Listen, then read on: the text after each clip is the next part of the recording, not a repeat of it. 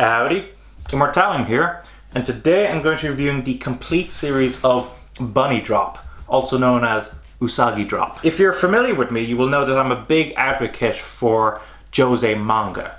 That is, manga aimed at adult women. I think many of the stories that comes out of that demographic is spectacular and very different to the rest of the manga medium. Bunny Drop was one of the first josei manga that I read, and so you'd think it would probably be one of my favorites. There's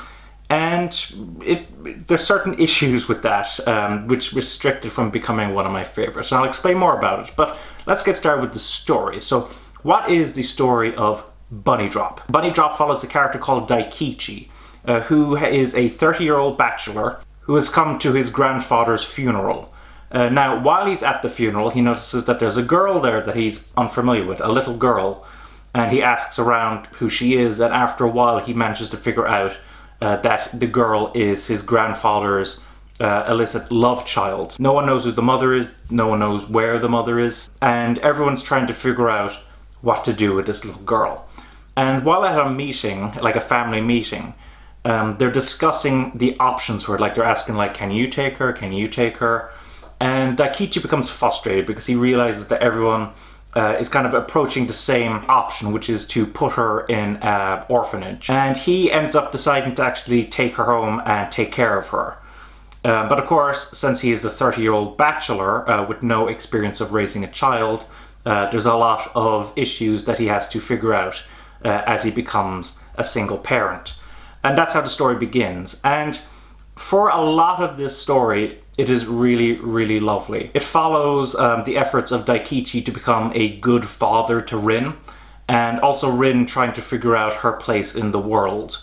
They're both excellent characters. Daikichi is very engaging as a protagonist as he tries to figure out everything, and he puts everything he has into it. He's a really good father figure. And Rin is an absolute darling. She is such an intelligent little child, trying to figure out everything. And it's such a pleasure to see them trying to figure out how to live with each other. Now, I mentioned before that I have some problems with the story, and that actually takes place later on in the manga. So, about volume 5, there's a time skip where it moves on from Rin being a child to Rin being a teenager and having to deal with a lot of teenage issues, as well as Daikichi having to deal with having a teenage daughter.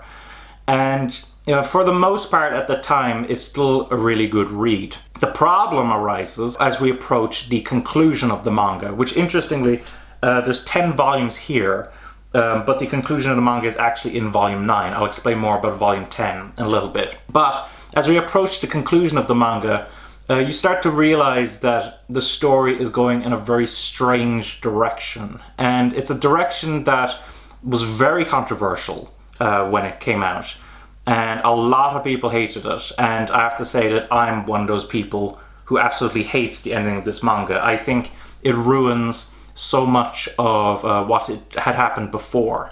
All of the great moments, all of the great times before that are tainted now by this terrible ending. And I just can't recommend it because of the ending. Now, beyond that, I mentioned before that there is a volume 10 and that the conclusion was in volume 9. So you might be wondering, what is volume 10 of this manga? Volume 10 is actually a collection of short stories throughout the entire timeline of the manga series. So you have some storylines from when she was a kid, a few storylines from when she was a teenager, and I think even one storyline set after the end of the conclusion in volume 9. As much as some of these short stories were pretty good, it's still tainted by that horrible, horrible ending. Whether I can recommend this story, it's so problematic because it's so good for so much of its reading time. It's like for the first, I would have to say, at least 6 volumes, maybe even 7 volumes, it's such a good read. That conclusion just taints it. With regards to the artwork, you will notice that the artwork is relatively simple. There isn't like a ton of detail, but I still think that has a very appealing art style. I think a lot of the character designs are very charming, and even though a lot of the scenes don't actually feature that much detail, I do think that it is done in such a way that it's still very aesthetically pleasing. I can imagine that some people might look at it and think it's too simplistic. I certainly know of some people who have looked at it and thought that it didn't have enough detail to engage them. But I personally think that the art style here is pretty decent. With regards to how it was released, this whole series was released by Yen Press. And if I take out my trusty Yotsuba, you will notice that it is slightly bigger than your standard tankobon, which is pretty good. With regards to the paper quality, it is okay. It's certainly not bad enough that there's much page bleeding, but it isn't particularly high quality either. It's simply decent quality paper. And with regards to extras, there's very few extras. For the first 9 volumes, there's pretty much no extras. You get some translation notes just explaining some of the Japanese customs or words that appear in the manga. Some advertisements, which aren't really extras, they're just advertising. And it isn't until volume 10, when we get to the end, where we are allowed to see a couple of interviews conducted with the mangaka. Which is a pretty nice extra. It's just unfortunate that it was left all the way to the end after the conclusion of this series. Overall, what are my thoughts on this manga? I think it was released decently by Yen Press, and there's so much of this manga that I did really like and really enjoy. But I've said before, that ending ruins it. And because of that, it's very difficult for me to actually recommend this manga, particularly when you have other options. I reviewed the anime version of this series several years ago, and I find that series to be much better because it only includes her childhood years, so it doesn't have that horrible conclusion to the series. Because of that, it's so much more enjoyable and it doesn't leave you with a bad taste in your mouth. So I would strongly recommend that you pick up the anime series.